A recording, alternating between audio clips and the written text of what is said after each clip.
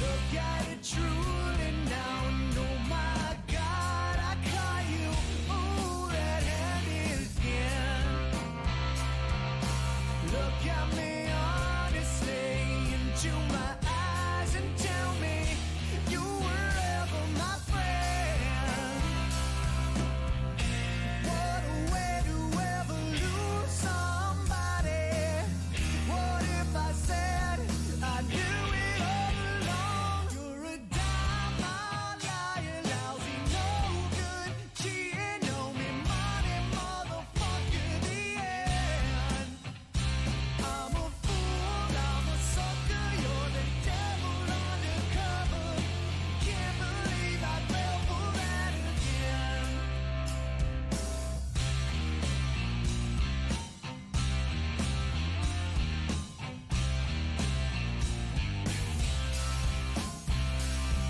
You love to accuse me now, and oh my God, I hate you. I wish that we never met.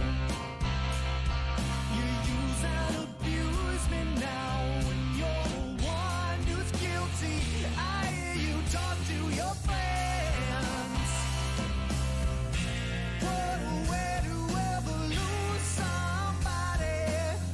What if I said I knew it all along? You're a dime, a liar, lousy, no good, cheating, know me, money, motherfucker, the end.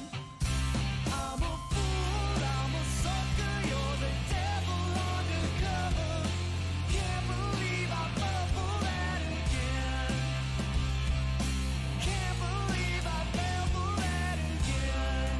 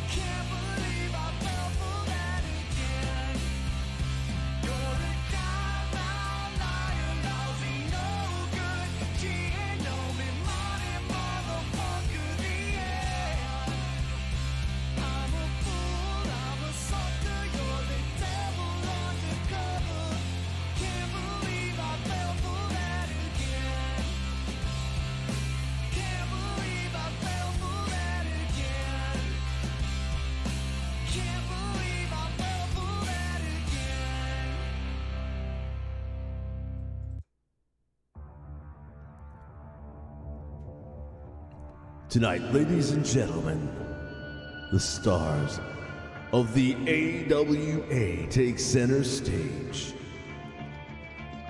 Champions defend their titles, and a king defends his crown. And we experience the Gold Rush. Welcome, fans. We are live from Las Vegas, Nevada, as the sun begins to dip in the background. This is what we've been waiting for, and this is the Gold Rush.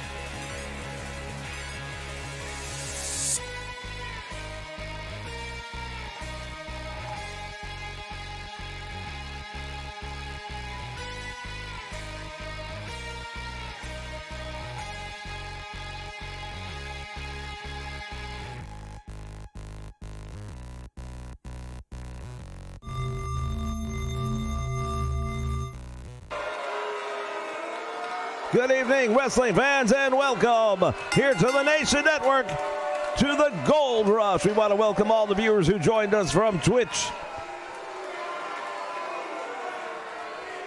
I want to send a big shout out to Lano Mac. Thank you so much for the subscription. Much appreciated. All right, fans, I'll tell you what, we had two great matches to kick off our show earlier tonight. If you didn't get to see that, we're not going to spoil them here, but go check it out later. Go to Twitch TV and do a search for Vince_McSham.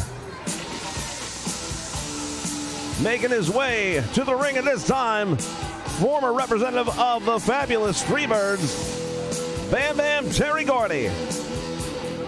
Bam Bam Terry Gordy's one tough son of a gun, I'll tell you right now. And he's got an opportunity to take away some gold here tonight. And you think he's not going to take advantage of that? I have no doubt he's going to do everything he can to make that happen.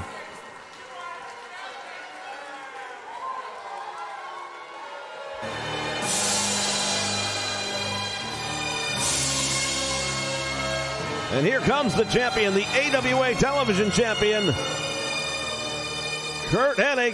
He has held that title exclusively for over 6 months now. Nobody's been able to take it from him, but that may be changing right here tonight.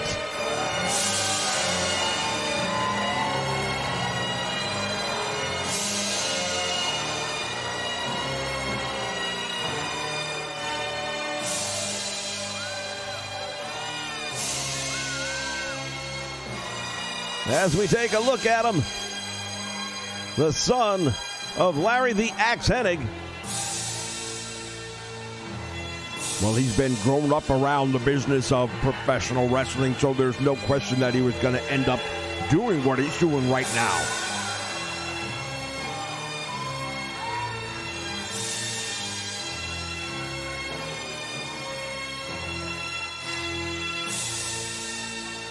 And arguably, he's been more successful inside the ring. Well, depending how you want to measure success, I mean, he's had more championship gold, I'll say that for him. But it's also a different day and age, and the style of wrestling has even changed a little bit, and he's pretty much an evolution.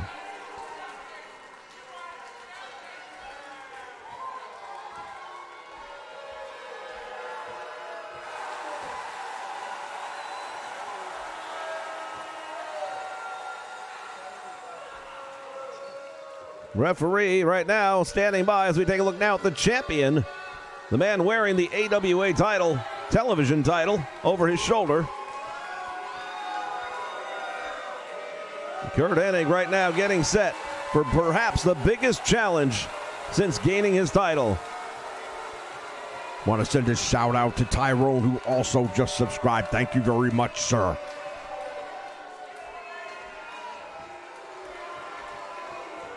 We are officially on the countdown trail to the 1,000 subscriber mark, as we are also on the countdown trail to the 2K18 season here on the Nation Network. There it is. That's what it's all about. Every match from here on out, there will be titles involved. Well, with the exception of the big boot camp battle that's going to go down here, there's no titles involved in that one, but it's going to be an all-out war. No doubt, and it's also the last stand. This is it. Boot camp rules, anything goes, anywhere goes. One of those teams is going to be victorious, and that's it. No more. Terry Gordy sending him crashing to the mat. We want to thank you, Merch, for joining aboard and for the subscription. Welcome to the Nation Network. Back body drop now by the television champion, and Hennig has got Bam Bam Terry Gordy in right now in compromised position. We'll wonder and see how long that holds up. Well, you said it earlier, this is the biggest challenge he's had. Thank you very much, Real Deal, for the subscribe. Much appreciated.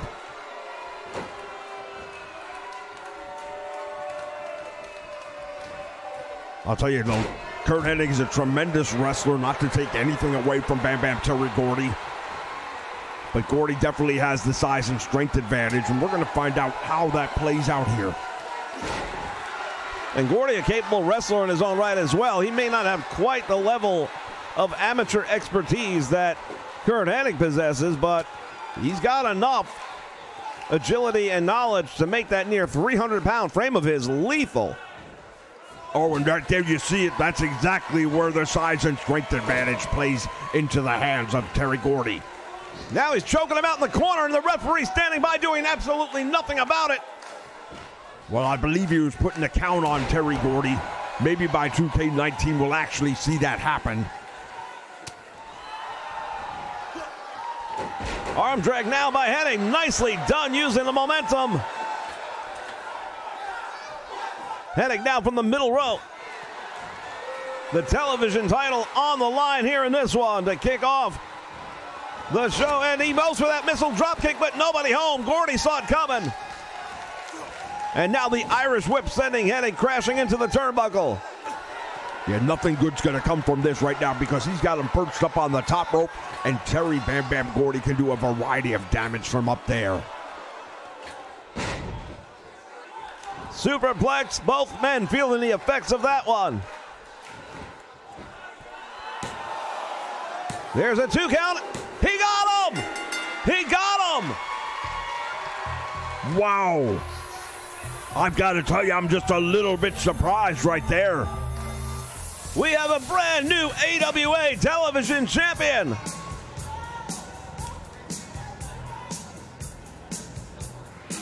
I don't know, something must have gone wrong because that was, I'm not saying there's nothing to a superplex that hurts like hell, but I didn't think Hennig was hurt that badly where he wouldn't be kicking out of it. Ladies and gentlemen, Terry Bam Bam Gordy, the new AWA television champion. History already made right here at Caesar's Palace as a part of the Gold Rush.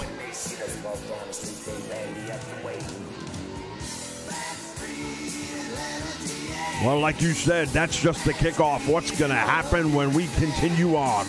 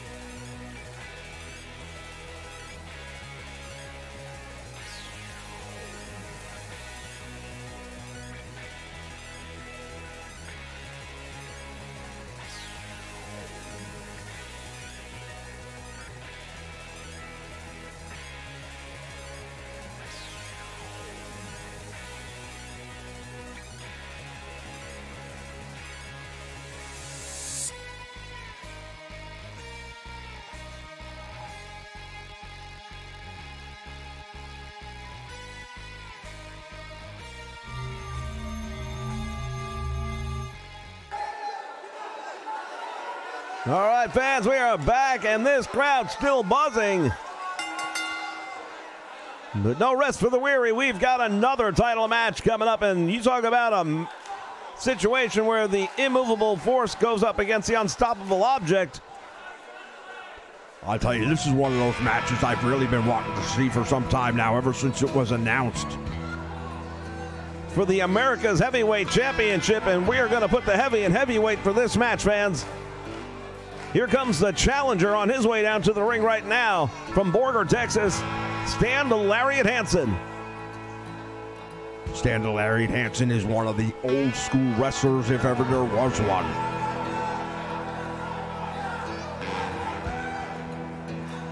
And he rules with a very heavy fist. Well, it's not so much his fist, although that's lethal as well, but it's that Texas lariat that he has, that clothesline that nearly decapitates the opposition. And you don't see many people, if anyone, getting out once that move is applied, once he hits with it. There's a lot of different clotheslines around the world of professional wrestling, everything from Russian sickles on down. But I don't know that anything has the same impact as what you see from this guy right here, Stan the Lariat Hansen. I don't know that he's ever used the lariat on anyone the size of his opponent, the AWA America's champion, King Kong Bundy.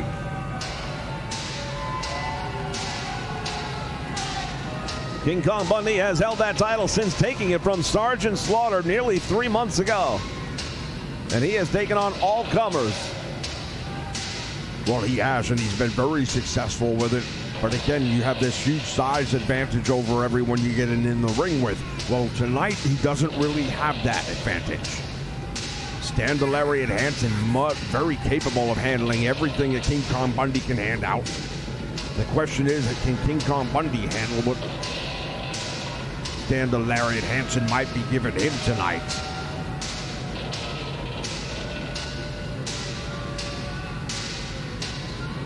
Time will tell. King Kong Bundy, the AWA America's champion. The question is, will he still be when the bell rings at the end of the match? We're in Vegas. Jess, do you want to give me odds? You know what? For me, this is even money. This is a 50-50. I would if you had given me your money to bet, maybe I would bet then, but I wouldn't bet with mine.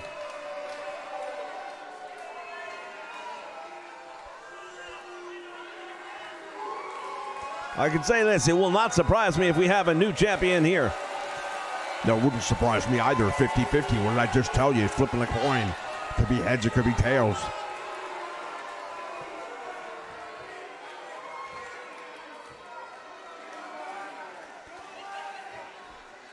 The size and the mass of King Kong Bundy. He relies on that size and strength advantage, and as you said earlier, he's not going to have it in this one. Skeeter McMeatbeater, welcome aboard. McMeatbeater. I wonder if he's related to McSham. I've always had my suspicions about him.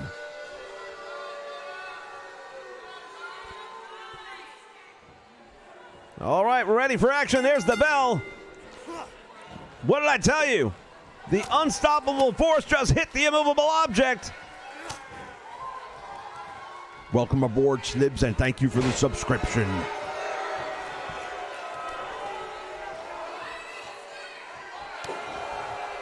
Bundy now hammering away on Stan the Lariat Hansen, and this is something we are not used to seeing at all. No, we're not. Stan the Lariat Hansen being manhandled, and I don't think I've ever seen that before. Bundy hammering away, driving the head of Stan the Lariat Hansen into the canvas, follows up with another big headbutt.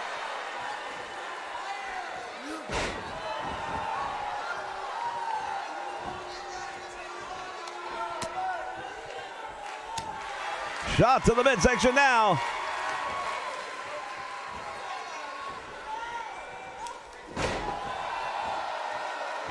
And finally, Stan the Lariat Hansen starting to mount some offense here.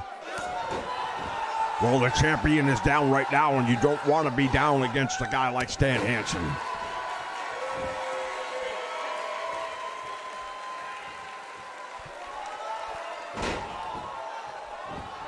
You definitely do not. And King Kong Bundy into the turnbuckle he goes. Stan the Lariat Hansen right there with him. And sends him into the steel post. Welcome, Madness, to the nation. Thank you for joining.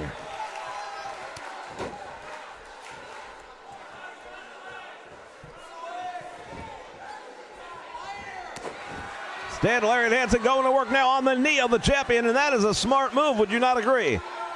Yeah, it's a very smart move because if he can take one of the legs out on King Kong Bundy, then that's going to make it that much harder for the near 500-pounder to get back up and stay up. Referee's beginning the count here, and if he can't answer the count of 10, it'll be over.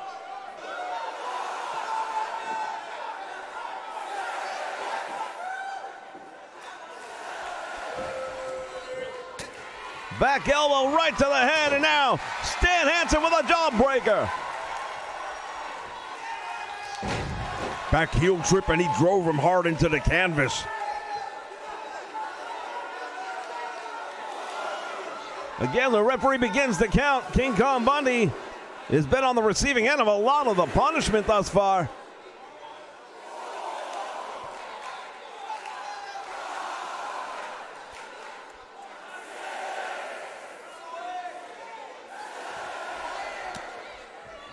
Well, Bundy managing to get back up to his feet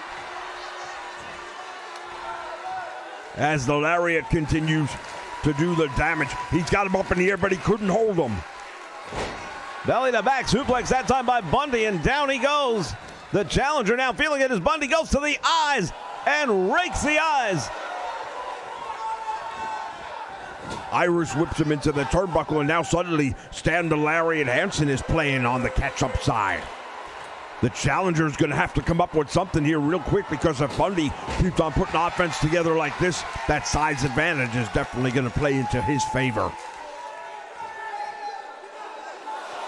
Big move off the top rope, and we're going to see if Stan Hansen can answer the bell.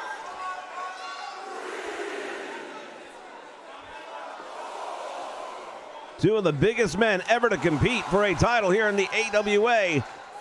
Last man standing rules apply. He's up to 7 right now, and this might be over. No, and he manages by the count of 8 to get back up. And again, Stan Lariat Hansen has Bundy back on top of the rope again. Is he going to do it again?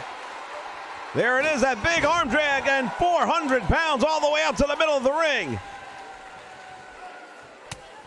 Well, the challenger right now is definitely in control, and King Kong Bundy also not used to being handled around like this. Clothesline just took him all the way out to the floor here at Caesar's Palace. Referee making his way around to see if King Kong Bundy can get up. He's keeping an eye on him from a distance.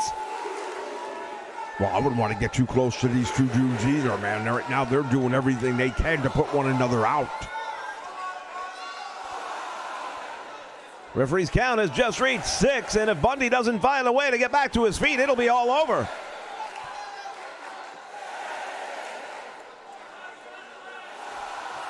Wow, we almost had a new champion right there.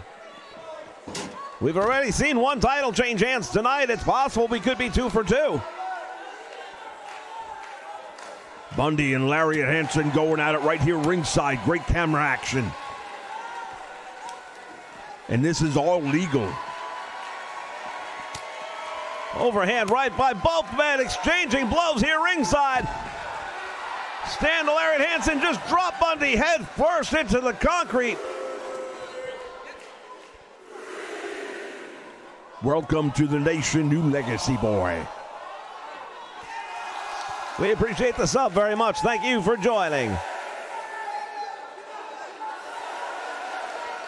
Once again, the referee's count is up to 8, and again, King Kong Bundy back on his feet.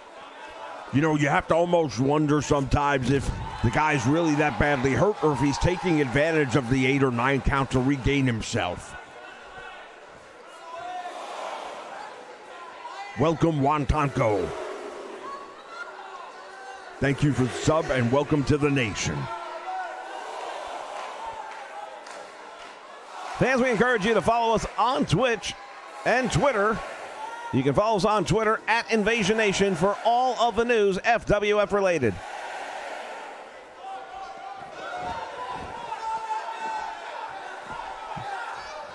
Well, Bundy was trying to play a little catch-as-catch-can, I think, right there, and it backfired almost on him. He came back in, and Lariat had the advantage, but wasn't able to capitalize on it.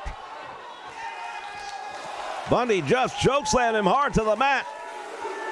And we see Stan Hansen, he held his back for a moment, and then he kind of collapsed. Now we're back to the thing we were saying a moment ago. Is he really that badly hurt, or is he taking advantage of this time to regain his composure?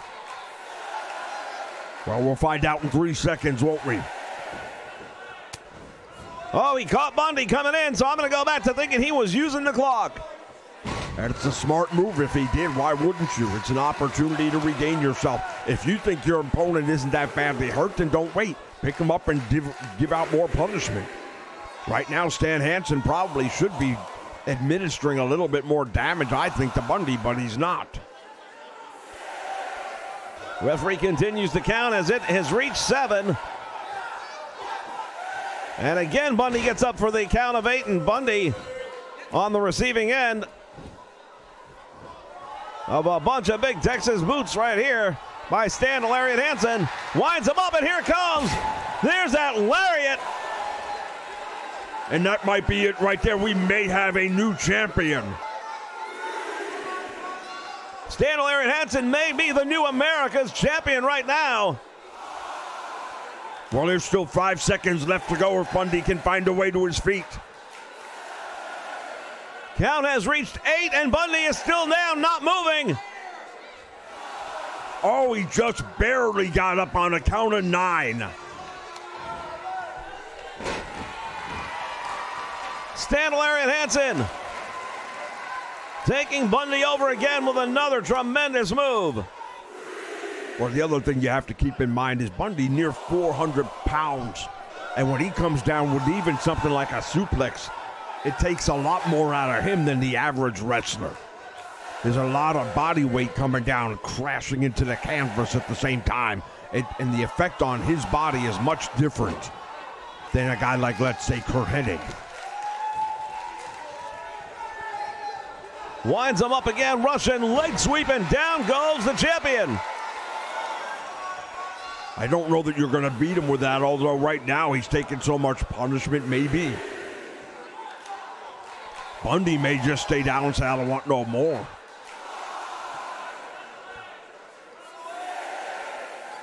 Referee's count reaches 7. And Bundy again able to get up as Lariat Stan Hansen right there waiting on him. He went for it and it backfired.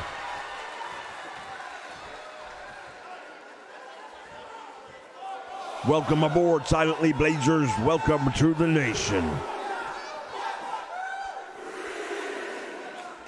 Bundy just drove Stan Hansen head first into the canvas. You see him shaking off the effects.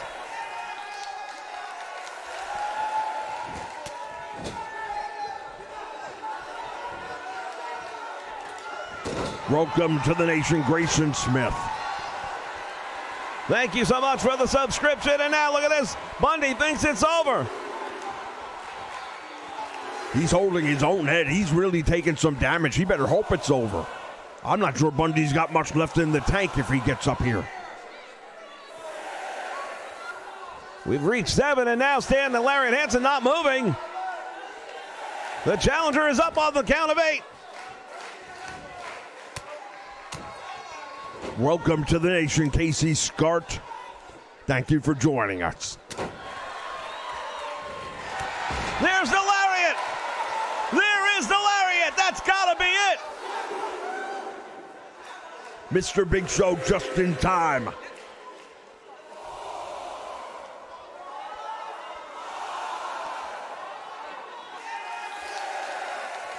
I don't think that Bundy gets up from that one. Well, we saw him holding his head moments ago, and I'll tell you, if he was having problems before, he got up. Unbelievable. I didn't think there was a chance he was going to get up from that one.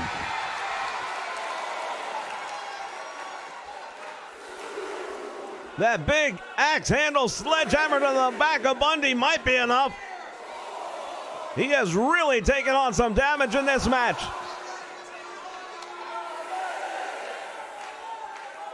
We welcome the Bright Chronicles here to the nation. Thank you so much for the sub. Big uppercut right there, and he just stood him up with it. Irish whip sends him into the turnbuckle. Bundy drops him on his head with a DDT. And that wasn't just a normal DDT. That was a 400-pounder, dropping all of that down into the canvas.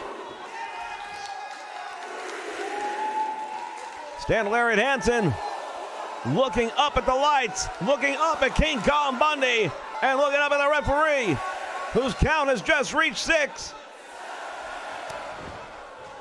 Boy, I'll tell you right now, these two guys really doing a number on one another. Bundy does it again, the big splash. If this were a regular match, it would have been over by now, but that 10 count, that is what's allowed both of these men to survive. I've got a funny feeling that Stan the Lariat Hansen will not be surviving this one. Count reaches 8. We're at 9, and I don't think it's going to happen. No, it's over. What a match, ladies and gentlemen. The unstoppable force did in fact meet the immovable object. As we take a look back, and here it was. There's that big splash, and nobody gets up from that. Well, you know what? We've seen King Kong Bundy for years get a 5 count. Well, tonight he got a 10 count.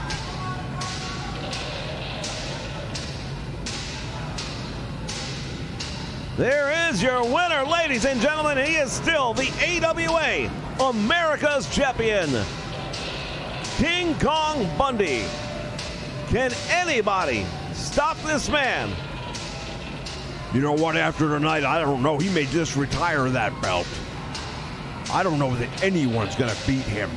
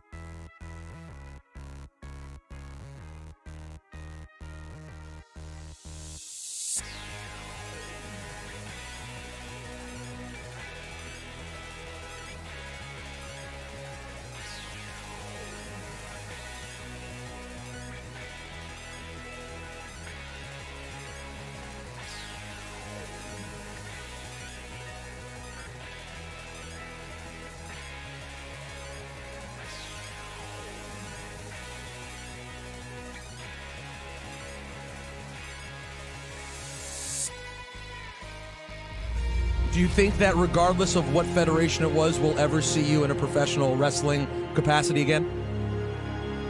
It is one of those never say never things. I just like to cover all my bases, just so some internet dweeb isn't going to be like, you said you'd never wrestle again. WWE? No, absolutely not. But, you know, you never know. I could pop up here and there.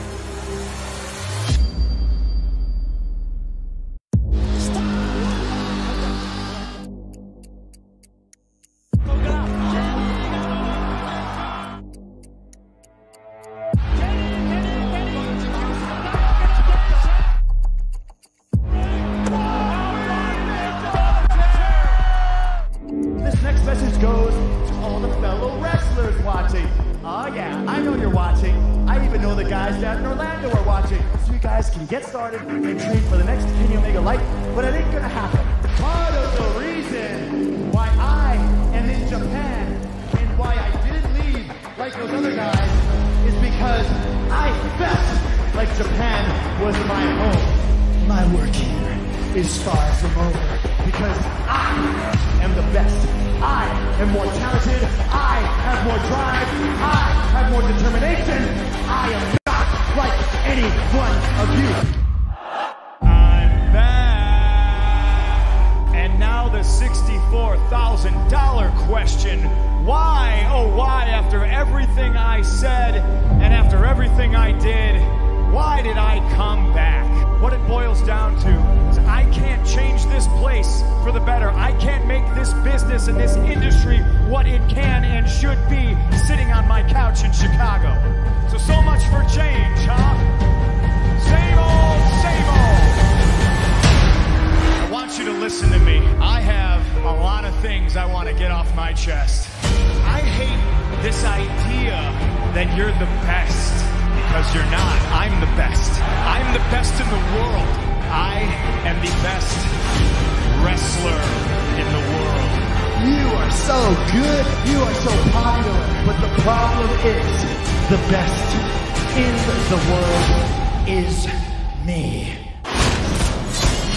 See, you say that you're the best in the world at what you do, and I say that I'm the best wrestler in the world. This is nothing I chose. I was born this way. This is who I am.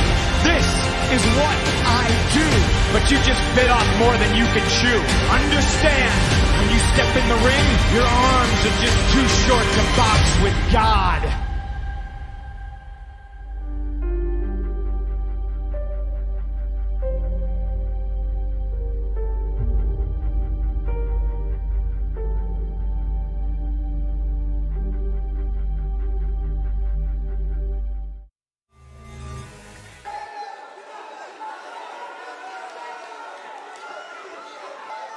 All right, wrestling fans, we are back. It is time for the tag team title match. It'll be defended inside of a steel cage.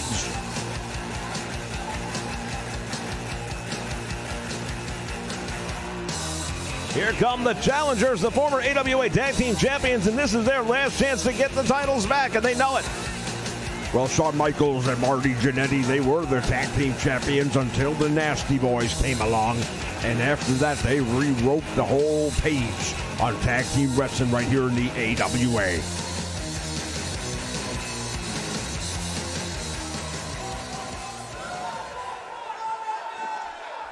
Marty Jannetty and Shawn Michaels earned this opportunity just this past week when they were victorious over the Midnight Express for that #1 contender spot right here as part of Gold Rush. And here come the AWA Tag Team Champions, Knobs and Sags, the Nasty Boys. See, in many ways, I think the key to this match is being the team that does not escape the cage first.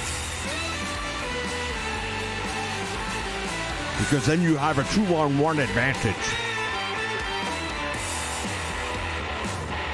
You can do a lot of damage to the one person, and then two of you can escape without much, if any, resistance whatsoever. There we look at it, the AWA Tag Team Championship belts. The lineage of which goes so far back, ladies and gentlemen. We have seen some of the best and biggest names in the tag team world challenge and defend those titles over the years, and this one is all gob. And here we go. Action underway right here in the middle of the ring. Capacity crowd on hand here at Caesars Palace. Jannetty bringing him down with a big gutbuster. Sags, meantime, getting the advantage over Shawn Michaels. Yeah, it's a 50-50 right now, and I wouldn't expect it to be any different. You see Sags really using that street-type technique of his. The back alley brawlers, that's what the Nasty Boys bring to this. And Marty Jannetty, what the hell's he thinking? Well, that may be a mistake on his part, celebrating perhaps a little bit too early. Does the float over neckbreaker. Now look at this. Knobs able to break out of that, but Jannetty going back and working the arm and the shoulder, and again. Well, I'll give Marty Jannetty credit. I mean, he's looking much better in this one than I ever thought he'd be able to. Meantime, Shawn Michaels on the receiving end of a beatdown at the hands of Sags. Big back body drop, and down goes Jannetty. And now Shawn Michaels back up.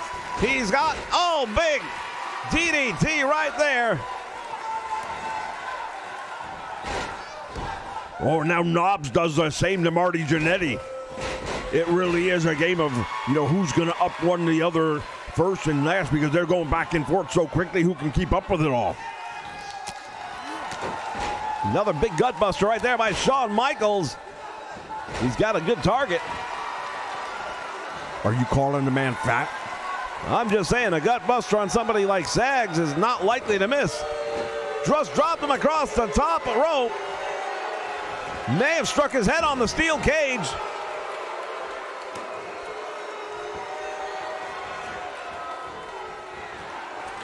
And now from the top again, Jannetty landing the elbow. Now Shawn Michaels trying to escape the cage. We'll see if he can do it. Well, Jannetty better try as well, and they do. Both members of the Midnight Rockers are going out over the top. Shawn Michaels has made it all the way. Now can Marty Jannetty get his leg over, and if he does, it's over. That's it. We've got new tag team champions. Unbelievable. Ladies and gentlemen, the Midnight Rockers shock the world right here in Caesar's Palace.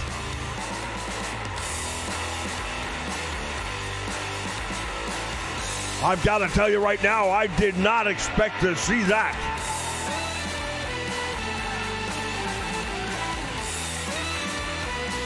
Welcome to the Nation, Blair. Thank you so much for the sub. And ladies and gentlemen, there are the new AWA Tag Team Champions of the world, Shawn Michaels and Marty Jannetty, the Midnight Rockers. Unbelievable. Stay with us, fans. We still have more titles to be decided, including the UWF World Heavyweight title.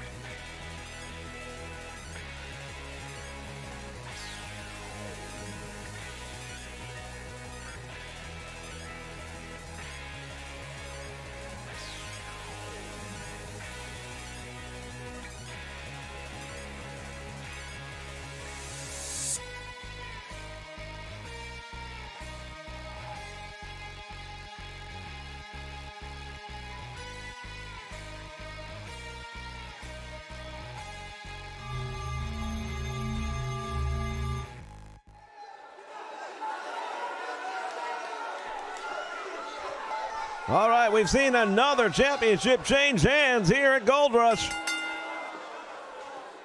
We've got another title coming up right now. The NWA sending its United States representative, Magnum TA, to defend against Mr. Saito. Well, Magnum TA has been a fighting champion, no doubt about it. The NWA U.S. champion for quite some time, and now Mr. Saito comes out, and he's one half of the IWGP Tag Team Champions. He would like nothing more, though, than to take that U.S. title back to Japan with him.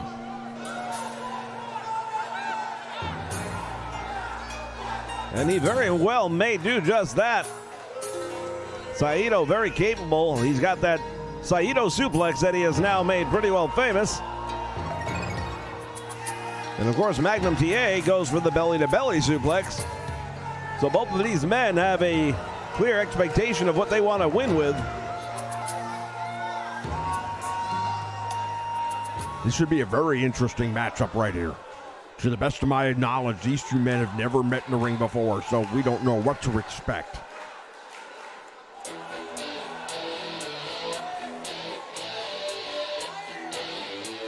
And here he is, ladies and gentlemen, the NWA United States Champion, Magnum TA, as part of the Gold Rush.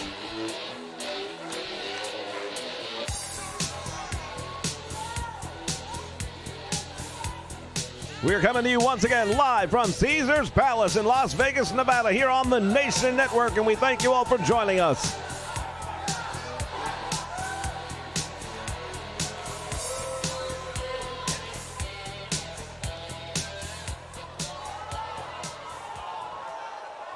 We've seen a new television champion crown. We've seen new tag team champions crown. Will there be a new NWA United States champion? Well, there very well may be, but I'll tell you right now, Magnum TA is not going to give that title up easily. Saito's going to have to really do something to him in order to take that title away.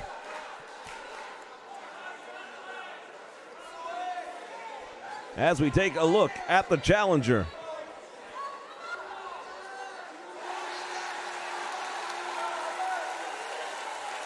The Japanese native, Mr. Saito, who has done very well for himself here in singles competition in the AWA.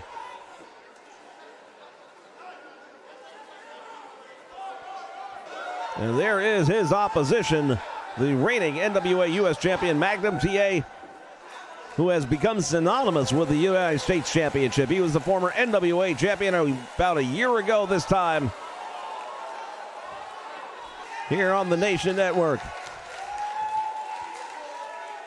As he hands the title over to the referee, and they will be competing for that piece of hardware as the referee displays it here to the crowd in Las Vegas.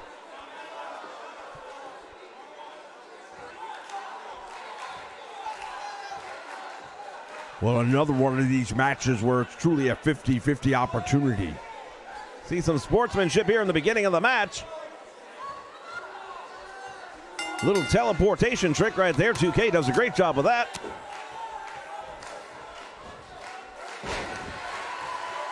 And Magnum TA early on getting the advantage. Well, you see Saito, he's tough, I'll tell you right now. He's built more like a fire hydrant where, you know, Magnum's a little bit more muscular. But Saito's just one of the toughest guys I've ever known in my life. You know, you could have put him in that match earlier with Stan Hansen and King Kong Bundy, and it would have been a three-way on who's toughest. Big suplex opportunity right there, and takes him back in and down. Magnum TA feeling that one on the lower back as he's brought back in the ring the hard way by Saito. And I'll tell you right now, I'm just going to say it, I don't care about handshakes at the beginning of the match. There's a major championship on the line, and you can throw all the friendship and niceties out the window. There's the Irish whip, back elbow right to the jaw. Down goes Saito.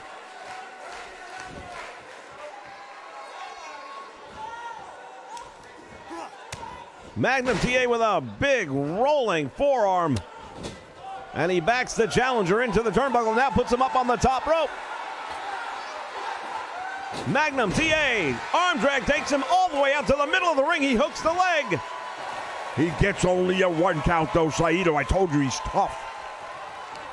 This man can absorb an enormous amount of punishment, and we've seen it before. Well, indeed, Saito and the AWA are no strangers to one another. It was the High Flyers that took those IWGP Tag Team titles away for a period of time. Saito's got him up in the air, but he could not hold him, and now look at this. Magnum TA with the overhead press and slam, down he goes.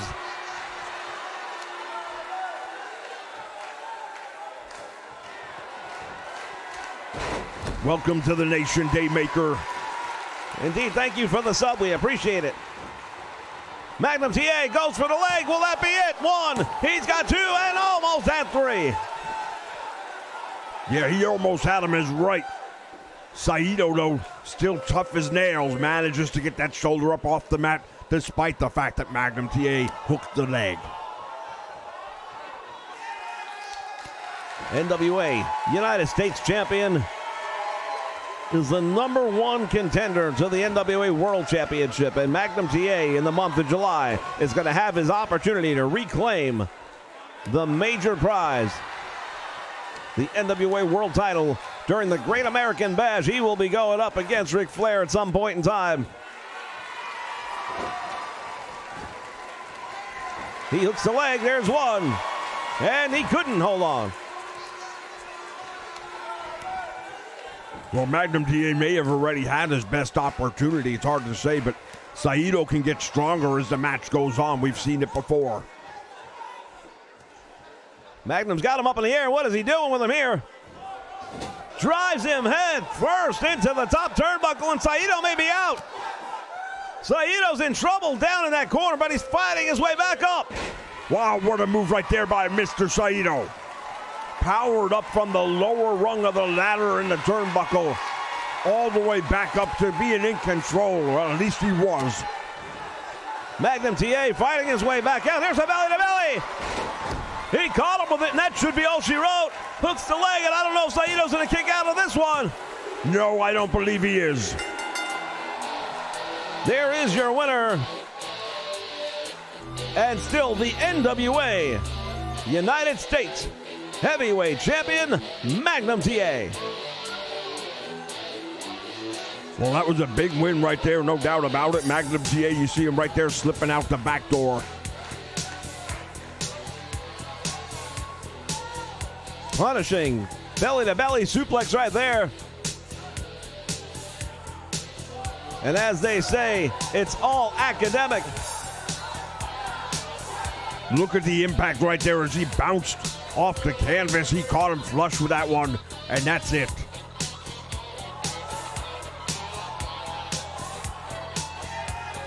Ladies and gentlemen, your winner and still the NWA U.S. Heavyweight Champion, Magnum TA.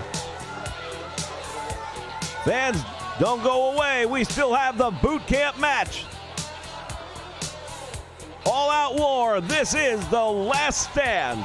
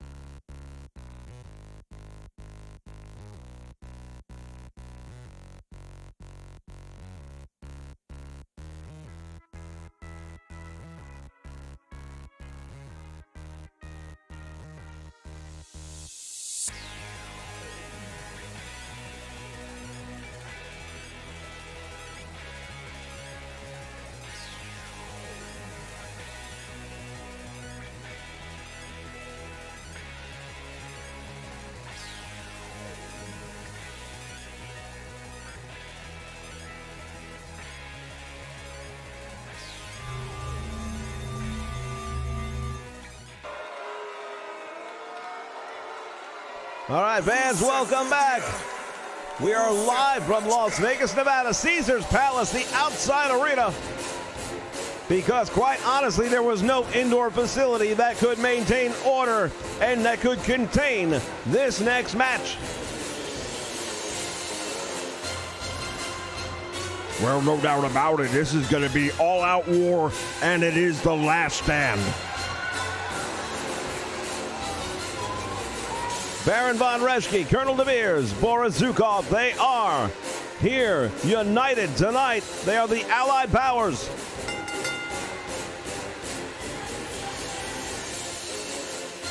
Well, the only one we don't see here is Adnan LKC. Well, he is not able to be ringside for this match due to the nature of the contest itself. They were not going to have an outside interference to in any way tilt the scales in favor of one team over the other. This is a 3-on-3 boot camp match. It is all legal. This war has raged on for nearly 6 months. It all comes to an end right here tonight as part of the Gold Rush.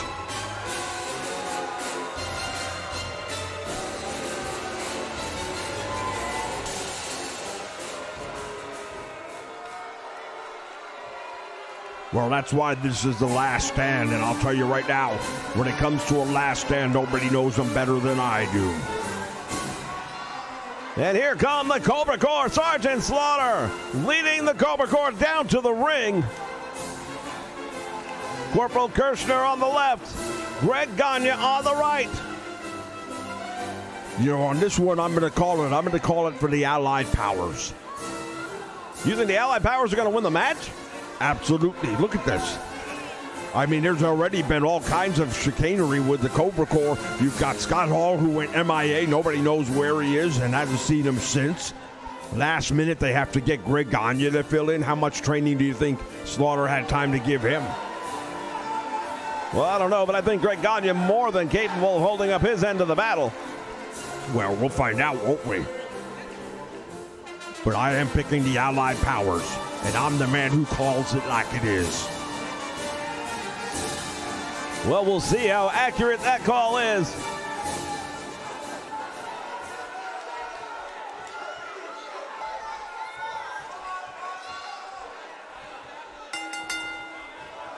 Action underway. And all the way out to the floor it goes. There's the tag made. Boris Zukov, now the legal man, goes outside the ring with Slaughter. Driving him into the apron. Back first.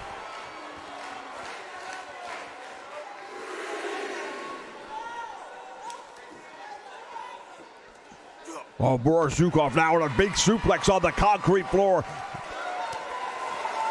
He's going to use it to his advantage, no doubt about it. I mean, look, this is the last stand. These guys are going to let it all hang out.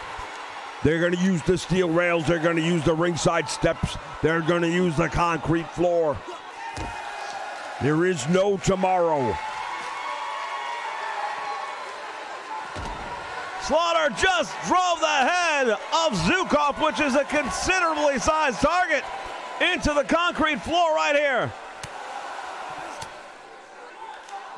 The beating continuing here. And what just happened? Well, both men were counted out, I believe.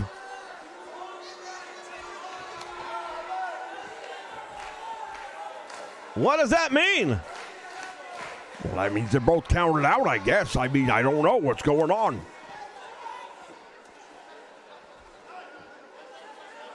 All right, fans, we've got something to look into here. We'll be back.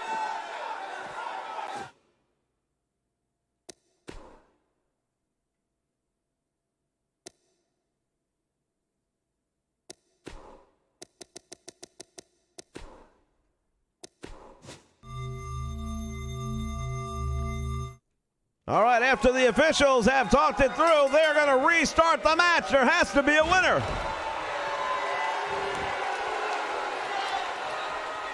Well, both teams were counted out by that situation right there, and now we're going to try it all over again.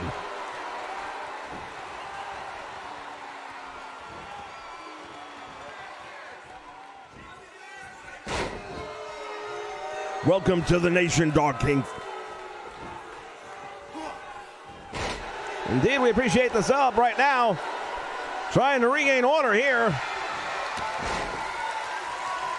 As chaos taking over here momentarily here in Caesar's Palace. Hey, I wonder if we're going to have a guy come down in a glider like they did during the Lennox Lewis match, I think it was. Or...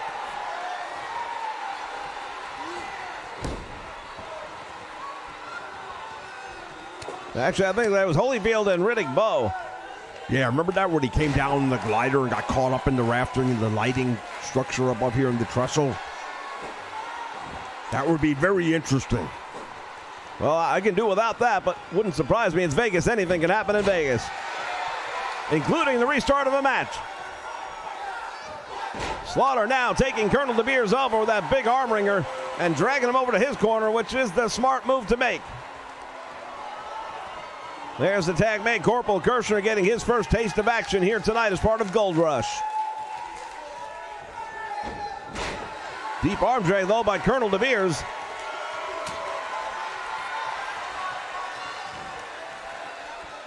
De Beers now going for the suplex, has him up in the air.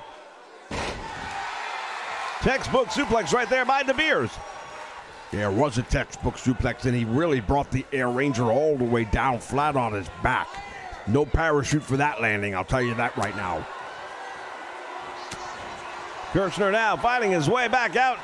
You see him shaking off the effects. Belly to belly suplex. We saw that earlier tonight with a lot of success.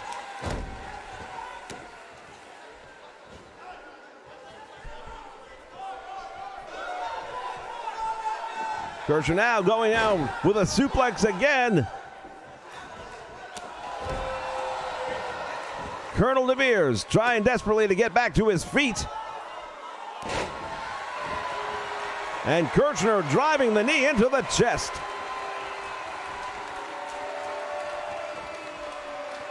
De Beers, nice move right there, reverses out of it, delivers some punishment of his own. This is the last stand, so you're going to have to go to war right now. Welcome, Tyler, to the nation. Thank you so much for the sub. And now the Baron with a cross-knee backbreaker taking Corporal Kirshner down. Face first into the canvas he goes. Kirshner with the fists, the boots, the chops. And he is taking the fight right now to Baron Von Reschke. Well, the Baron fighting his way out of that grasp. He was not going to be brought into enemy territory.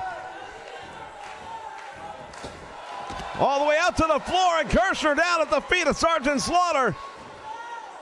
Well, Slaughter may be standing guard over the man, and he is right now. He has no business putting his hands, none whatsoever, on Baron Von Reschke. He's not the legal man in the ring, and this should all be disqualification, in my opinion. And now Slaughter driving the knee into the elbow, into the throat.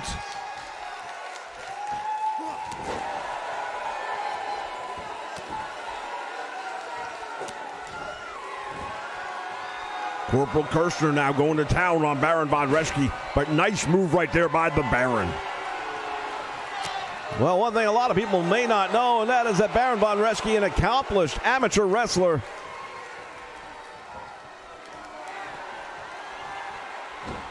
Now he's got Corporal Kirshner draped across the middle rope. What's he going to do? Hits the ropes, drives him throat first down.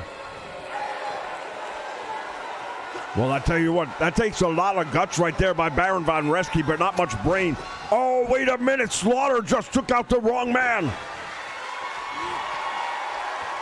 I don't know what's going on here, but Kirshner just come up with a power slam. Pandemonium starting to break loose, and this one hooks the leg. Baron Von Reschke gonna try, and he does kick out. Sergeant Slaughter I told you early on there was some dissension. There was some lack of continuity, for the lack of a better word right now, on the part of the Cobra Corps, and you just saw it right there. Now, what I saw was Slaughter accidentally hitting his own teammate when he was trying to take out Baron von Reschke. Yeah, have you ever seen him accidentally hit a teammate before? You got to remember, Sergeant Slaughter's used to taking guys out behind the woodshed and teaching them a lesson. Oh, sleeper hold! The sleeper hold is on by Baron von Reschke. Will that be it? No, Slaughter managing to come out of that one, but he better not find himself in it too many times. Once again, the belly-to-belly suplex is on display here at Gold Rush. As Slaughter now driving those huge elbows right into the forehead of Baron von Reschke. And still to come, the UWF Heavyweight Championship. Hooks away, gets one, he gets two. And then, of course, title versus title, the World Class Heavyweight Championship, held by Jerry Lawler, going up against the AWA Heavyweight Championship, held by Nick Bockwinkle. Two champs enter, one champ leaves. Oh, he's got him right there, it is. He's got the camel clutch. Baron von Reschke may have to give it up. Referee is right there asking if he's had enough. And he has. Von Reschke is eliminated. Well, it's the last stand, so that means the last stand. Right now, there's still two guys left for the Allied Powers that are standing, and they have the opportunity right now to do something about this, but they've got to even the numbers up because right now it's a handicap match. Boris Zukov getting his first taste of action in this match right now.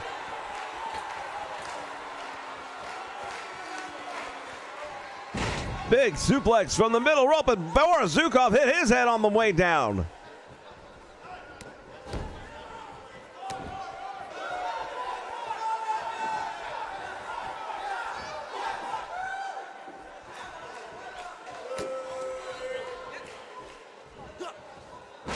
Big slam right there, nicely done by Zukov, and that may have driven the air and the wind and the life out of Sergeant Slaughter.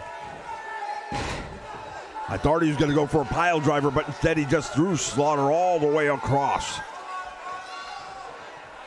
Meantime, we still see Baron von Reschke hanging around ringside. Not a safe thing to have if you're Sergeant Slaughter right now.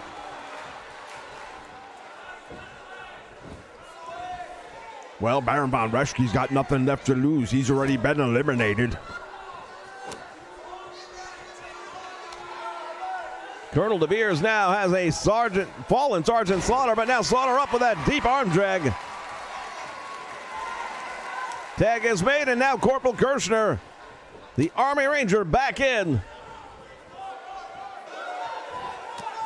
You know, that's another thing about the Cobra Corps that I question right now. The different branches of the military don't generally play well with one another. What are you talking about? They have coordinated efforts all the time.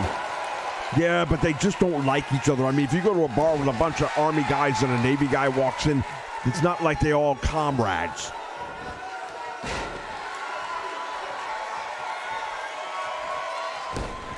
And hell, Greg Gagne, he's not even.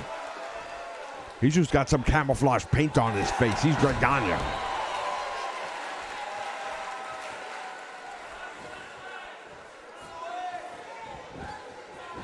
Now hooking the leg, is that going to be enough? Does he have him? Save is made by Boris Zukov, or else he would have been the last man standing for sure. And did you see that right there? There was a little bit of payback right there by Corporal Kirshner, just caught Slaughter in the back.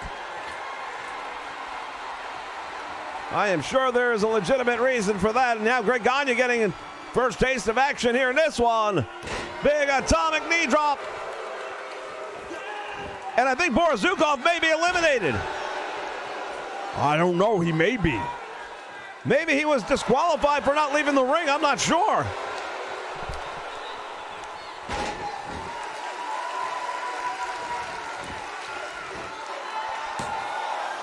Welcome to the nation, Mr. Man, welcome. Thank you for the sub. We appreciate it very much. And it does look like it. Colonel De Beers, I believe, may be fighting the rest of this match on his own.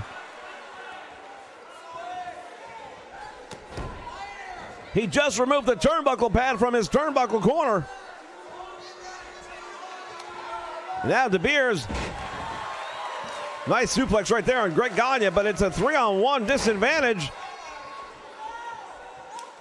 Boris Zukov just starting to get up to his feet. Has he been eliminated is the question, or is he just out on the floor? No, apparently he's still part of the match.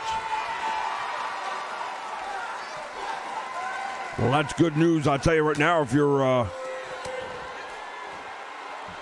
Colonel De Beers here, because it was starting to look pretty bad and one-sided. Welcome Aaron Kelly to join the nation. Thank you so much for your sub. Oh, he got him with a submission hold. Greg Gagne wrapping up the abdominal stretch and getting a victory over Colonel De Beers. And now he's got Boris Zukov in it. There's no one to make a save. I can't believe what I'm seeing here. You question Greg Gagne and whether or not he should be a part of the Cobra Corps, and he has proven it right here. I really thought Colonel De Beers would have done a much better job. And now camel clutch is applied to Greg Gagne, and the referee asking him if he's had enough. Do they have camels in Russia? I don't know. I don't think so. Are you sure?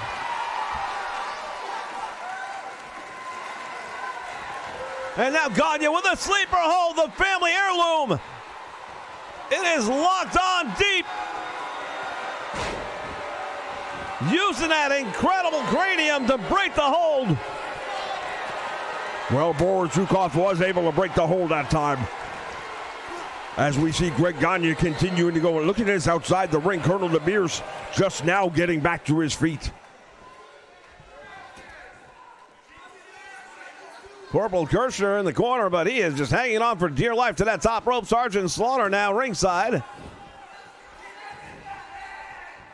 Greg Gagne going to work on the arm and the shoulder of Boris Zukov, driving it in there. Zukov has got to fight off all three members of the Cobra Corps. Well, I don't know that anybody's going to do that. 3-on-1, that's asking a lot.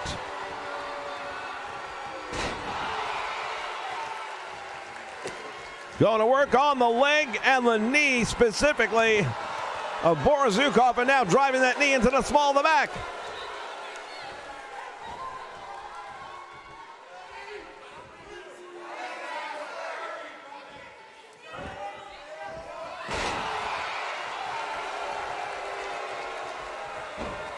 Nice deep arm drag once again, taking him down.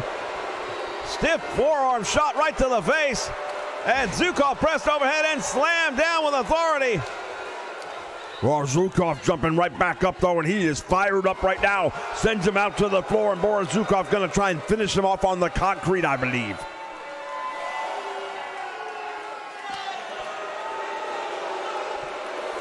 Planting that boot to the midsection.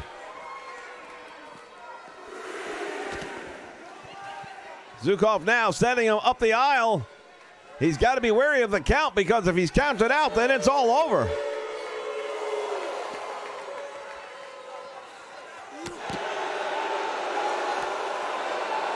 You got to love the way the guy falls through the ramp.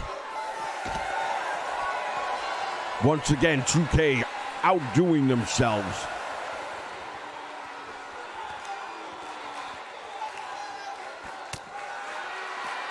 The count now is up to 8. Boris Zukov trying to get back in the ring, and he will. Corporal Kirshner has fallen through the ramp. Well, that's a big one right there for Boris Zukov to make it a 2-on-1. We may never see Kirshner again. He fell through the ramp, never to be seen again. Smart strategy by Boris Zukov. Greg Gagne now dropping that elbow right in the midsection. And there it is again. He's got the abdominal stretch. He's stretching him out. Boris Zukov is in trouble. And it's over. There Sergeant Slaughter, Greg Gagne, the last two men standing. They are the winners. Cobra Corp victorious over the Allied Powers.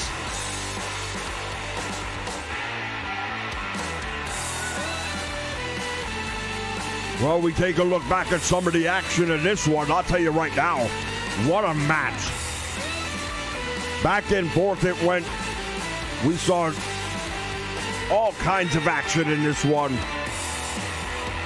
Near misses, but at the end, oh, look who decides to join him up again. Dug himself out from under the ramp, I suppose. Ladies and gentlemen, your winners, the Cobra Corp.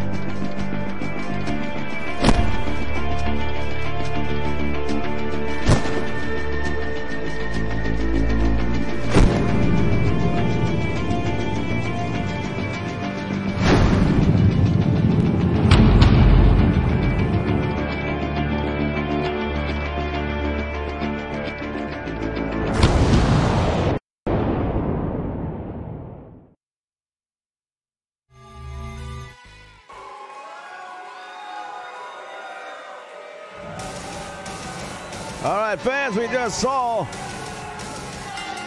action from... Well, Rick Steiner just recently took that title.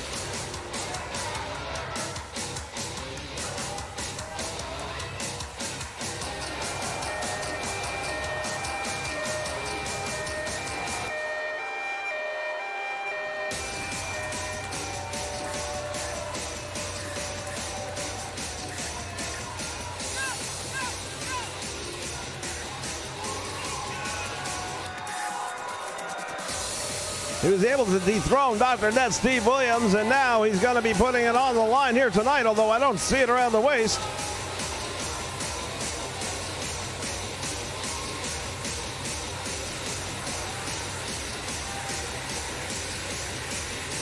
May have left it in his other bag back home. I'm not sure. It's Rick Steiner. You know, he's a little bit different.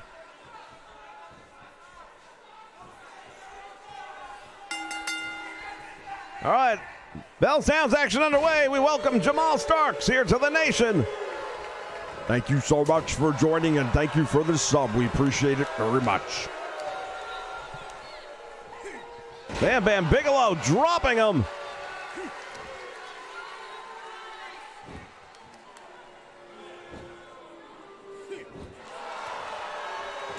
Going to work on the shoulders, Bam Bam Bigelow.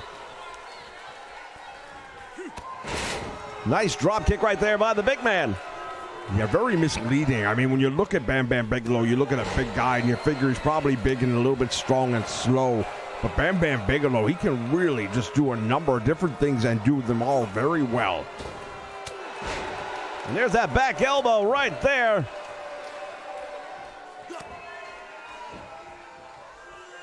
Steiner, a very powerful individual. Tremendous collegiate background in wrestling. His amateur wrestling is absolutely top-notch, and it has helped him very much parlay here into a professional wrestling career. No doubt about it, from the University of Michigan, very successful. Oh, I'm not sure what amateur hold that would be, but it was very effective against Bam Bam Bigelow. Well, this is not amateur wrestling, it's professional wrestling, and you're going to see stuff here that you don't get to see in the amateur ranks. Boot to the midsection, and now Steiner dropping him on his head.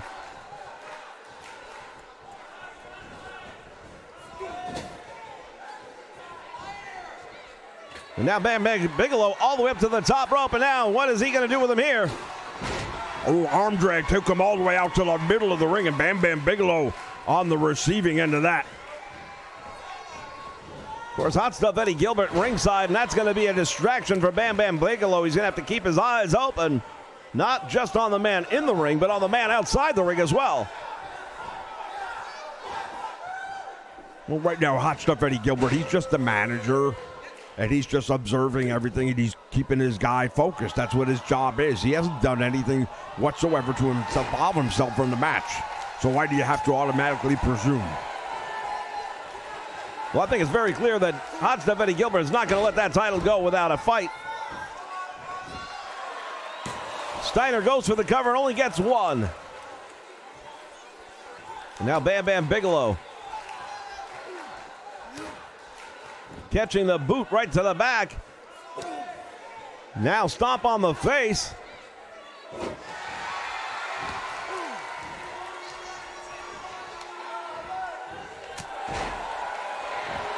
Shoulder tackle, down he goes. Bam Bam Bigelow is in control.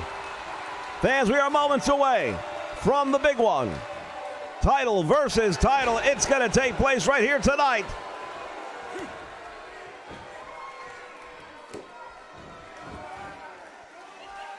Now Bam Bam Bigelow tried to draw submission from the UWF champion. Look at that nice amateur escape hold right there by Rick Steiner. Followed up by a very nice amateur face to the mat.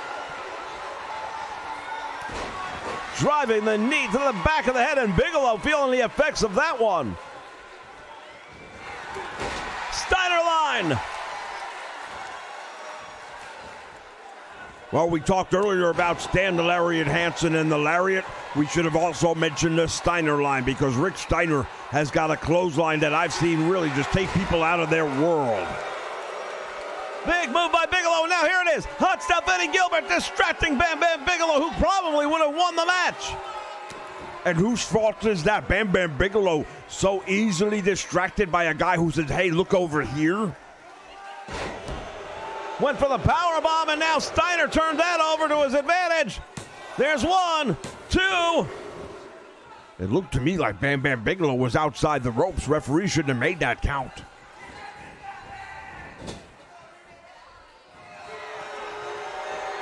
Steiner now sends him out. What's he going to do here?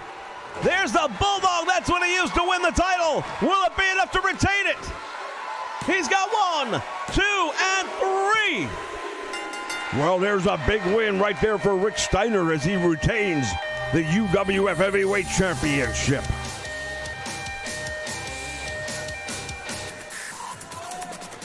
Yeah, I've got a funny feeling that Hot Stuff Eddie Gilbert deliberately had him leave that title in the back just in case he lost it.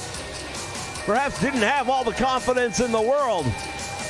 I don't believe that's true at all. As a matter of fact, I think he knew that Rick Steiner was not only going to win, but win decisively, and that's exactly what just happened.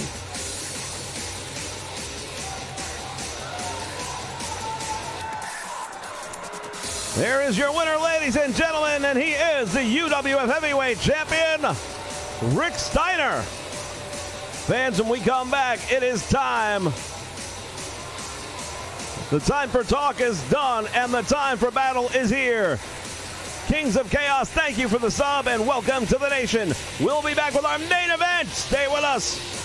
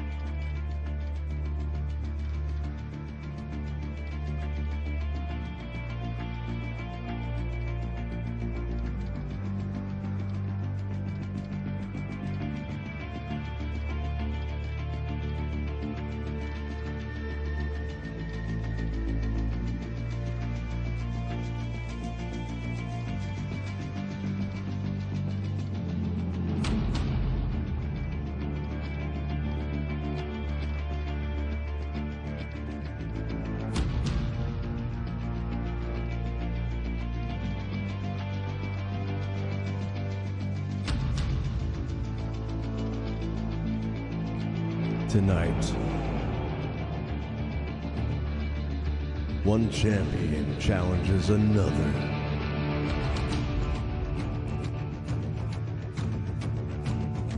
World-class world champion Jerry Lawler faces off against the AWA World Heavyweight Champion Nick Bockwinkle.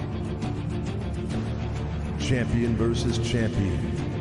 Title versus title. This is the main event for Gold Rush.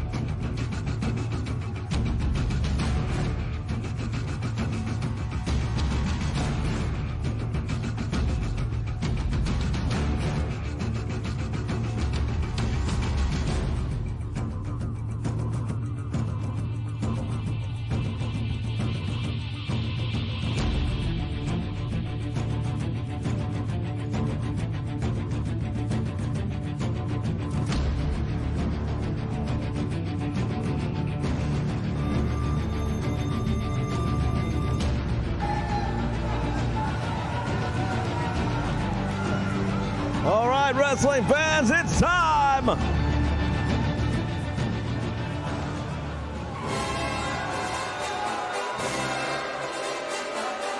Caesars Palace, Las Vegas, Nevada. This is the match we've been waiting for.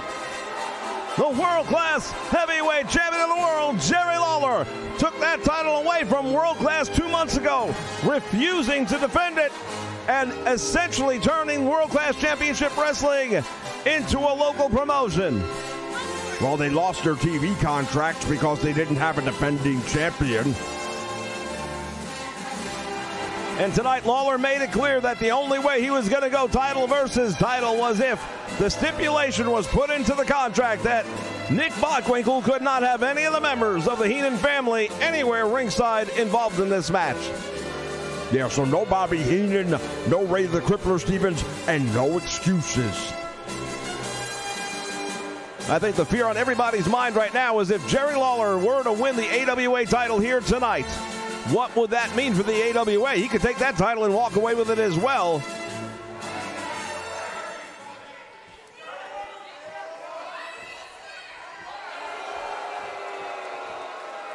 As the sun has set here in Las Vegas, as we wait the entrance of the AWA World Heavyweight Champion, Nick Bockwinkle. You've got to be kidding me. Look at this. Wait a minute. What is that all about? That's Kerry Von Erich. Kerry Von Erich is here. It's Caesar's Palace. The stipulation said nobody from the Heenan family. It didn't say he couldn't have anybody in his corner. Oh, come on now. Kerry Von Erich is not a wrestling manager. Right now, we don't even know if he's a wrestler. Nobody gets to watch World Class anymore. Kerry Von Erich is in the corner. And he has a vested interest in this one, no doubt about it, because I have to believe that if Nick Bockwinkle were to win the World Class World title, he would defend it. Look at the look on the face of Lawler. He is absolutely disgusted. He realizes they just hornswoggled him. He got bushwhacked.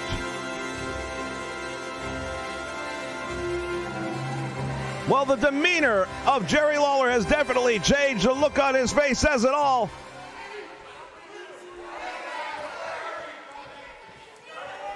Two champs walk in, one champ walks out. This is the Gold Rush. It's time!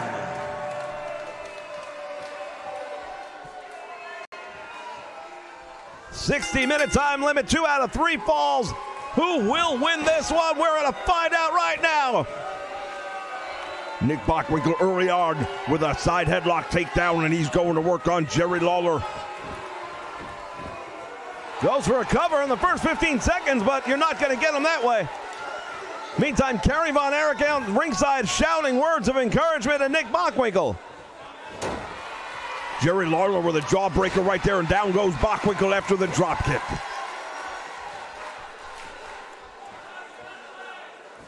Lawler up in the air he goes. Suplex takes him down.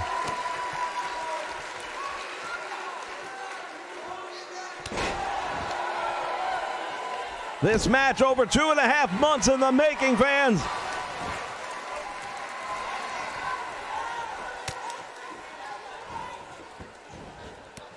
Bockwinkle now driving the knee to the midsection of Jerry Lawler, and down he goes.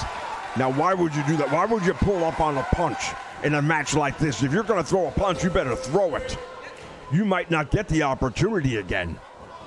Irish whip to the ropes, back out front, and Lawler with a fist press, and now there's a punch. You see, that was the mistake right there. Bockwinkle should have and didn't. Stone Cold Steve Austin, welcome to the nation. How appropriate. Thank you for the sub. We do appreciate it.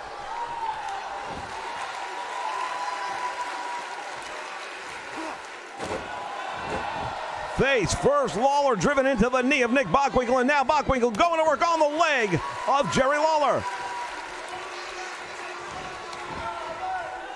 The AWA champion right now is in control. That backhand knife edge chop, and again slamming the face of Jerry Lawler into the knee.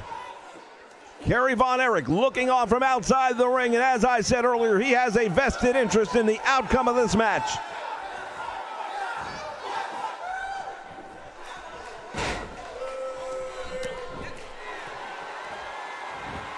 Well, you know, we should also mention that another stipulation was put into the contract that you don't want to mention, and that is the fact that Lawler will have no choice but to defend the AWA title if he should win it, or run the risk of being blackballed for the entire North American wrestling community, and very arguably he might even find himself overseas not welcome.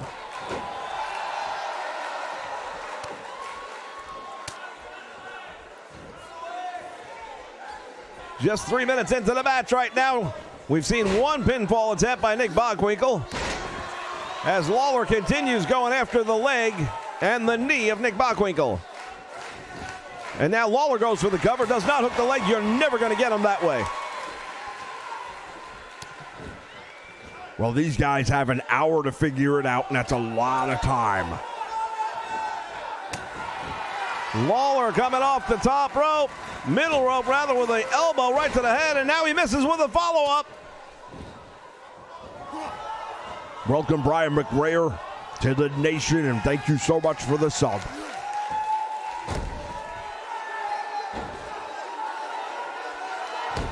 Once again, fans, we are on the road to 1,000 subs. We thank all of you for your support. And remind you, you can also join us on Twitch. Twitch.tv/Vince_McSham. There's the pile driver, and Lawler is in trouble. He may be out right here. Now look at this. Bockwinkle going to pull him away from the rope. Smart move there. Bockwinkle following up with an elbow, and now another elbow. Make it 3. The AWA champion really starting to delve into the world-class champion.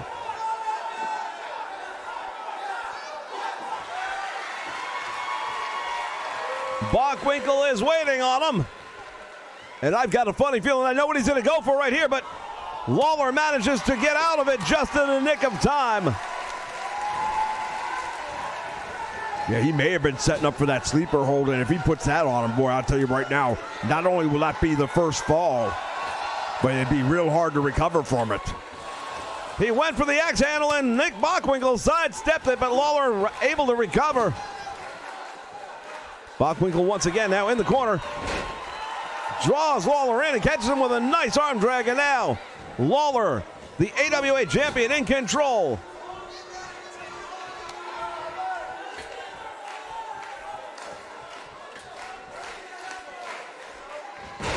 Neck breaker right there. Now, one of the things we should be mentioning, fans, as he goes for the cover, he gets one, he gets two, and that's it.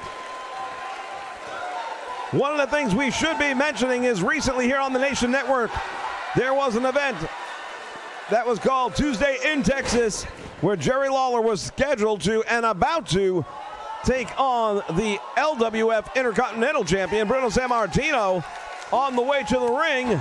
That was the first time Lawler had been in Texas since taking the world-class title away. He was jumped by Kerry Von Erich, who beat him with a steel chair. And Lawler now in the sleeper hold. This could be it. It's a problem right here for Jerry Lawler, no doubt about it. That's one fall. Well, it's one fall to none, and Jerry Lawler is going to have to do something and do it quickly, because that's a big lead and big advantage. Now all Nick Bockwinkle has to do is hit one of the next two. Dropped him throat first across the top rope, and again, he does not hook the leg.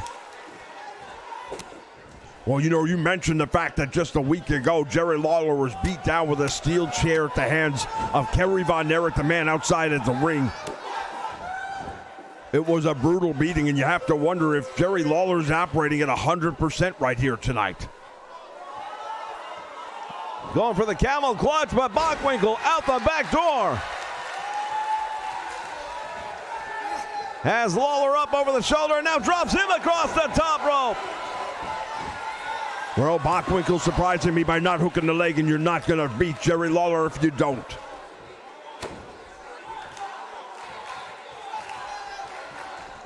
Snapmare takes him over. And now look at this, rear chin lock, and he's got it cinched in deep and cranking it up. Yeah, he's wrenching into it real good, and that puts a lot of stress on the neck area of Jerry Lawler.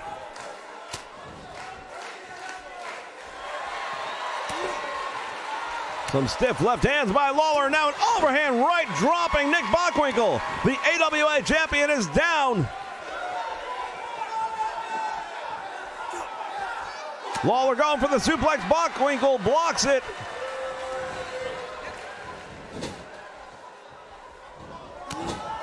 Oh, Lawler, nice move right there. Follows it up with a bulldog, and even Kerry Von Erich realizes that's a problem. Again, fails to hook the leg. I don't think he's going to get him, and he doesn't. Nobody would have if he would have hooked the leg. You saw that he didn't kick out of it. He shrugged out of it. And the only reason he was able to do that is because he didn't hook the leg. Jerry Lawler now, boot to the midsection. Now he's going to go for the pile driver. Oh, he hit him with the pile driver. It's over. That should even us up. He hooks the leg this time. Referee's there. 1, 2, and 3. No, he got a shoulder up. Jerry Lawler can't believe it. I can't believe it. It should have been 1-1 right now.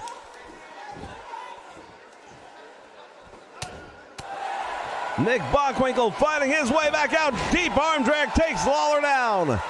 And now the world-class heavyweight champion is on defense. There it is. The sleeper hold. It could be over right here. If Lawler doesn't find a way out, it's all over. Nick Bockwinkle may be the new unified champion. He is! Nick Bockwinkle has done it! Ladies and gentlemen, Nick Bockwinkle has done it! Well, 2 falls to none. How about that? Unbelievable!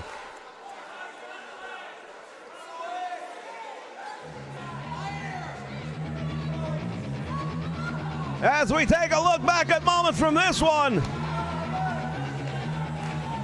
Well, there's a big pile driver by Nick Bockwinkle. We saw one by Jerry Lawler that almost got it done. But at the end of the day, it was the sleeper hold that proved to be too much.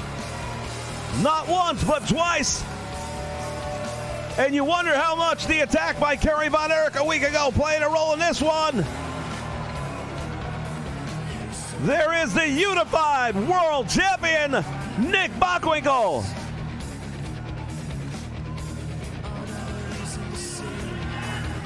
Fans, we want to thank you so much for joining us right here on the Nation Network for Gold Rush. We'll be back with more action right here on the Nation Network in the very near future. Until next time, Ken Resnick for Jesse Labate saying so long, everyone.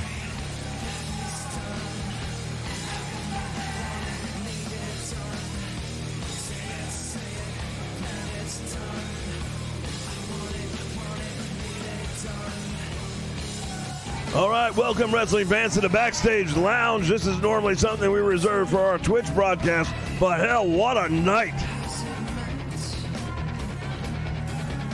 The AWA does not disappoint. Thank you, all of you guys have been amazing. I've been trying so hard to keep up with the stream commentary and chat. It's just hard. I don't even know how many new subs we got tonight, but you guys are amazing. Thank you again. Appreciate all of it. We got Skeeter McBeat, Real Deal, Tyrone, Lane O'Mac, Kenny 123, just to name a few. That's what's showing up in notifications right now. Burns Revenge. Thank you, Aaron. I appreciate it, brother. Thank you, Batista. I appreciate it. Tim's in the house. Yeah, I mean, a couple of hiccups there. I don't know why Rick Steiner didn't have the title, but he won, so it doesn't matter, I guess, as much.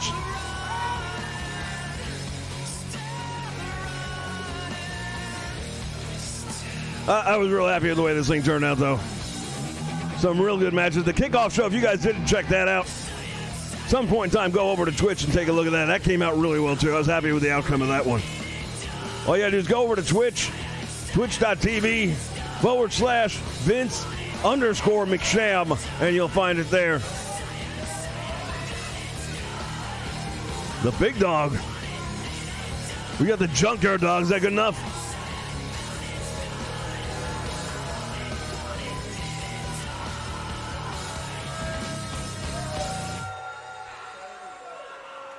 Yeah, indeed. And by the way, you guys jump on over if you're on PlayStation Network. Go to the Communities tab, and we've got the Humanoid Nation, which is all things old school wrestling. If you're into that stuff, that's where you want to go.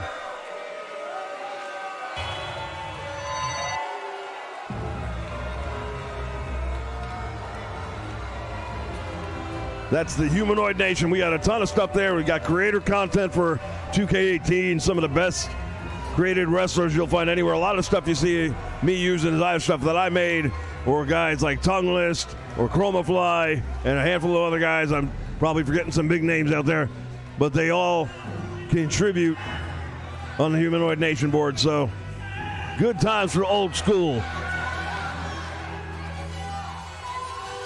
Thank you so much, King.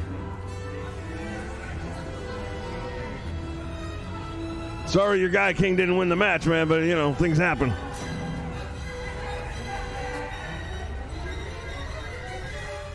Well, we got the Great American Bash coming up throughout the entire month of July. So that's going to be the primary focus when it comes to the old school element. I don't know that I'll be doing any. I might do an in-your-house kind of thing for the LWF, Legends Wrestling Federation. But it's going to be predominantly the Great American Bash for the month of July. We're going to be doing Battle Bowl to kick that off. So that'll be July. Let me see. Let me check calendar right now while we're up.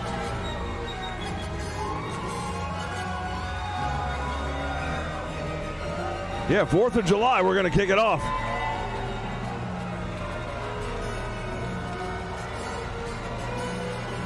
It'll be Battle Bowl on the 4th of July. And an NWA World Title defense, depending who the champion is at that time. Thank you again, King. I appreciate it.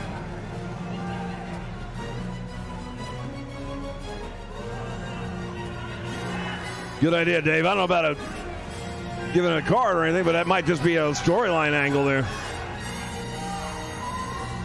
You know what? If you can't get it done yourself, pay someone who can, right?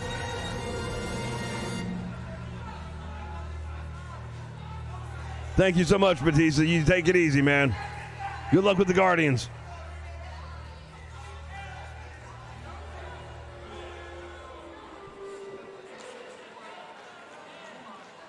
Thanks, Tim. I tell you what, this stream, man, they were just rolling in. And I was like, I couldn't keep up with that in the broadcast. I'm like, damn.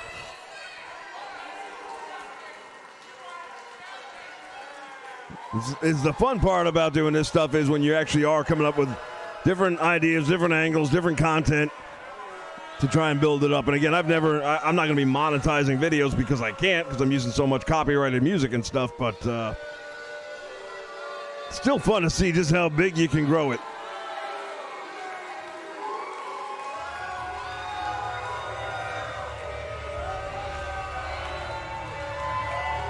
Got me wondering now what the official number is.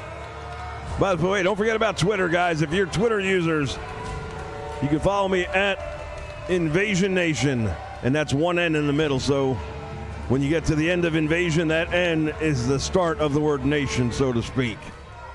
Invasion Nation on Twitter.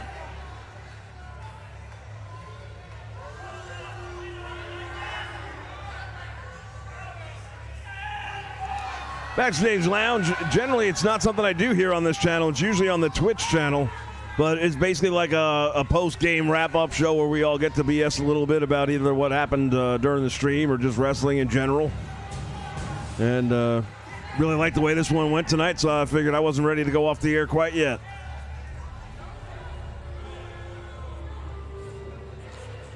Is what my generic voice, the one I'm using now, this is about as much as it is.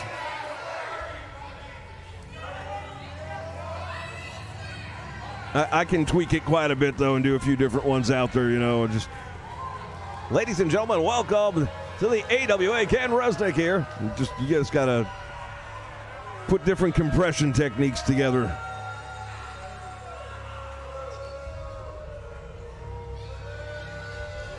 All right, you guys. Well, I can't say thank you enough. Yes, sir, that's me doing it all. Because I'm the body and I'm the man who tells it like it is. Oh, yeah, Macho Madness running wild. Yeah. What you gonna do, brother, when the 24-inch pythons run wild on you? Yeah, I've been doing voices for a long time, man.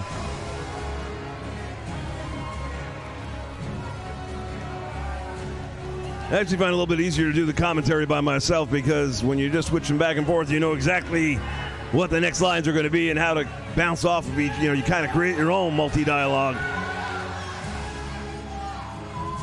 Yeah, that's all me, Murph. I get a kick at it when people finally realize, wait a minute, it's one guy. Not only that, but I'm pushing all the damn buttons, too. I wish if I had a producer, this shit would be so much easier. Queuing up the next scene and the next commercial break and all that other stuff. I got a little system going on here, man. It's a little world we got built up here in the studio. Yeah, with Rise Wrestling, which is today's wrestlers, and that's on Twitch exclusively. I had my first chance to go out there and DJ. Had my first chance to go out in a long time and do current wrestling voices. And, man, I forgot how much I love Bray Wyatt. I was real happy with the way the Bray Wyatt promo came off. If you haven't checked that out, it's still up there. You know, the difference with Twitch, though, is if you don't catch a stream within like either 7 to 14 days, then it's done. It goes away.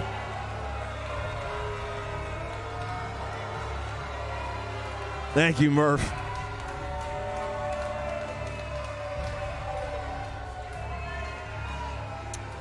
You know what? I was thinking about it, Tim, but the problem is when you use copyrighted ads, they get real fussy about that.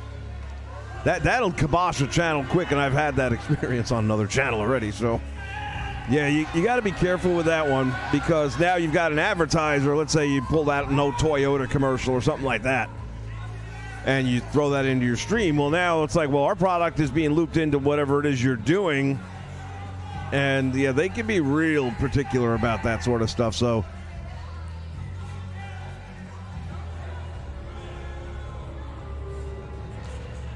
no, just the one, man. Now Bray Wyatt is here to tell all of you fine people that my family is gonna rise. You better believe we are. Follow the buzzards.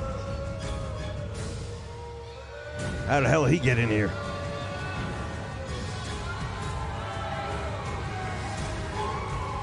With Twitch, what I'm going to be shooting for, and I can't do it today because I got an appointment I got to go to, but generally speaking, it'll be, my guess is Monday and Tuesday, maybe like 8 a.m. Eastern Standard Time. I want that to be a more normal schedule. But generally speaking, on this channel here, Tuesday early morning like we just did, and then Wednesday early morning we'll be back doing something else. I'm not entirely sure yet which direction I want to go. It'd probably be NWA is my guess, because we got to kind of get that ramped up for the Great American Bash. Monkey Juices. You've been around a while, man.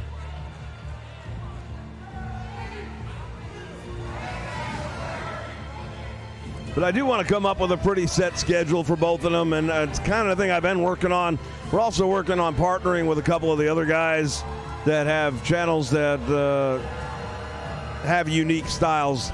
I want things that'll complement one another, and then see if we can work time schedules where if they have a set time and I can lead into theirs, and then at the end of my stream send people over to them, and then they do one, and then send over to their next buddy, and maybe have 2 or 3 channels all piggybacking one another. And that's kind of where we're at right now. We're trying to put schedules together that we can all work with. Oh, yeah, all the big stops, man. My goal, and I know this is a big one, my goal, though, is to have at least a 3-match card every day throughout the month of July for the Great American Bash. Not sure I'll be able to make that happen, but we're going to do the best we can. And being the Bash, it can show up in every city, but it also might incorporate itself somehow into other promotions where, you know, NWA World Title is defended in the UWF, for example, as part of the Bash.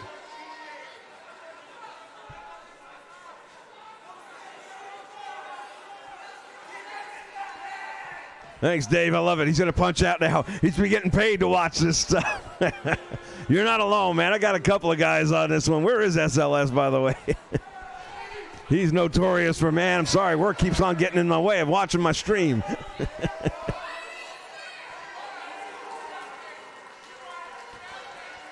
Thank you again, man. Look forward to seeing you, Dave. All right, everybody. I do got to wrap this up because I do got stuff to do later today. Thank you so much for checking this out. Once again, if you didn't see the kickoff show, go to Twitch, check it out. Twitch.tv/Vince_McSham. In the meantime, I will see you soon. Have a great night, everyone.